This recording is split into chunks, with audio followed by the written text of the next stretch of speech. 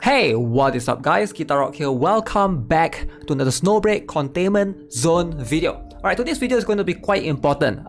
Actually, I might be a bit late to this for some of you guys, but man, there's just so many things that I need to cover for this game. It's just quite difficult because of, we don't really have prior information in advance. But here goes. In your storage, there is going to be 2 selectors. Alright, so if you go to under supplies, right here, alright, this should apply to your storage as well. You will have this thing called the conventional weapon bay. So you can choose up to 5 weapons here. I have 2 of these. I believe all of you guys should have as well, unless you have used yours. And then there's this different one called the special weapon drop pod. Now this particular selector, this one is unique. Alright, this one is unique because look at this. We have this particular submachine gun called the Sunshine Watermark. And then we have the Maritime Scout. And then we have the Concrete Jungle. And you have this, the last one is Bodyguard. So, I will tell you why it's very important to not choose wrong later on. But if you go to the weapon banner, you might be thinking, oh, I usually don't care that much because, the weapon banner, usually I can just pull whatever character, whatever weapons that I want. But if you look right here carefully, all the weapons listed right there, they are not available in this particular weapon banner. Alright, so Sunshine Watertime, Maritime Scout, Concrete Jungle, and Bodyguard.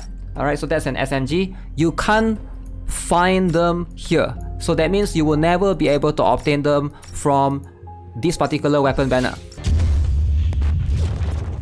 Now that means they are pretty rare and pretty exclusive, which is why this video is going to be very important. This one, however, you can definitely obtain them. Alright, so Homecoming, Discordance, and then we have the Lucky Times, and then you can see Indicator and Wetland Park. So for example, right here you can see Indicators right here, right? But like I mentioned, the other selectors earlier, those weapons cannot be obtained right here.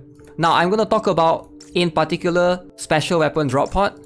Not this one, the conventional weapon bay. All of these weapons, you know what, you can obtain them in the standard banner. You can also get weapons, if you guys are not aware, but in the shop right here, there will be 1 weapons that you can buy. If you want to, you can refresh using gems. And I've asked a few other players to help me out on the Discord. And apparently, yeah, you can obtain a lot of the weapons from the second selector. You can see right here, Indicator was available right there. So definitely, big shout out to everyone in Discord for helping me out. If you guys want to join the Discord, links are in the description.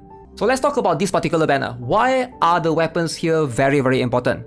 Number 1, like I mentioned, they are not available elsewhere. You can only obtain them right here. So these are pretty much exclusive. Number 2, each of them have very unique and strong skills. Let's go through each of them at the same time. So this one, Sunshine Watermark, if you go down, you can see increased ballistic damage, standard skill damage, and ultimate skill damage by 16.8%. Now that's pretty insane if you think about it, right? Again, I have no idea how to obtain dupes, but right now, this is going to be the SMG version. And then you can see for this one, Shotgun, Maritime Scout have the same skill for this particular weapon. And then we have the Concrete Jungle, which is a pistol. You can see again, same skill right here. Standard skill damage, ultimate skill damage, and ballistic damage by 16.8%. And then there's actually 2 SMG right here. Alright, the Bodyguard and the Sunshine Watermark. Now the Bodyguard has a different skill altogether. After applying control effect to the target, damage dealt by full squad increases by 9% for 5 seconds.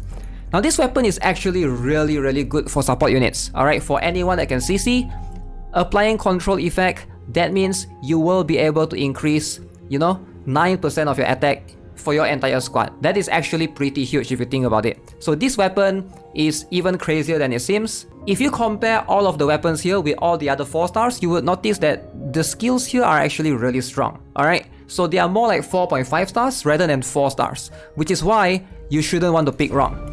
Now, which is going to be the best choice right here in terms of all 4 of this particular weapon?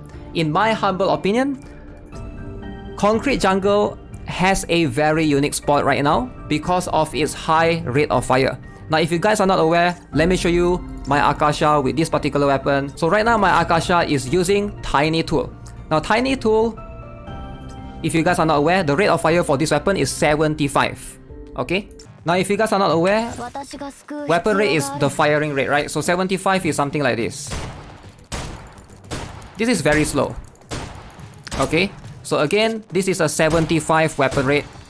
So pistols especially, you will see two distinct versions. One is the one with 75 firing rate, which is, again, this is like super slow. And then there are those pistols which have a rate of fire of 240. Now 240 is huge, look at this. Not only do you hold more magazine, you also have a way faster rate of fire. Now whichever style you prefer is going to depend on you, but based on my experience, the one that's like 240 firing rate is definitely way more powerful, alright? Which is why I do think that this particular concrete jungle is actually a pretty solid option, since Akasha is a very strong unit, or if you happen to use any pistol gun users, I think this is going to be the better weapon out there. Now yes, you are sacrificing a little bit of crit damage. If you look right here, the crit damage right here is 30%. Like most guns or most pistols that have a 6 ammo capacity and lesser rate of fire at 75, they will have about 60% crit damage. But I do think that the higher rate of fire is just way more superior, considering that, you know, if you can control your characters correctly, that's going to be much more of higher importance, right? One thing to note is this particular gun, Concrete Jungle right here, is not available in the archive as well. If you go right here, let's look at the weapon. If I filter everything by pistol, you will notice that is not right here. There is no Concrete Jungle right here. This is Wild Construct, this is Rotten Orange, this is Nexus, and then we have Prismatic Igniter and Lucky Times. Now if you look at the 5-star weapon, there's only 2 5-star pistol right now, which is the Pine Aurora and the Star Ocean. Conveniently, these 2 5-star pistol, they both have a rate fire of 75, alright, not 240. So rate of fire that's 240 is pretty much unique to the 4-star weapons, pretty much, as of the time of me recording this video. Obviously in the future maybe there'll be better weapons for 5-star, but right now at launch there's only 2 5-star pistol and they both have 75 rate of fire, which means this weapon is going to be way more unique than it seems, combining with a very strong ability right here where it increases ballistic, standard skill damage, and ultimate skill damage by 16.8%. I do think that this is going to be the best pick. Now if you don't use any pistol character, which would be the second best pick? In my humble opinion, is going to be the Bodyguard SMG right here. As you can see, this particular Bodyguard SMG has a very unique skill. After applying control effect, damage dealt by full squad increased by 9%. Control effect are going to be any form of CC. For example, Live Wild Hunt right here, if I look at the second skill, you can see there's this label called Control. That means anything that can freeze or can slow Akasha's special skill as well, those are counted as control effects. So those are going to be how you want to activate that particular active skill for the gun. I haven't picked the weapon yet, but after looking at the archives, I'm getting more and more confused. Maybe there's an error going on. If you look at this particular one, again, look carefully right here, right? If you look this particular weapon, it says Bodyguard Submachine Gun, right? Bodyguard Submachine Gun.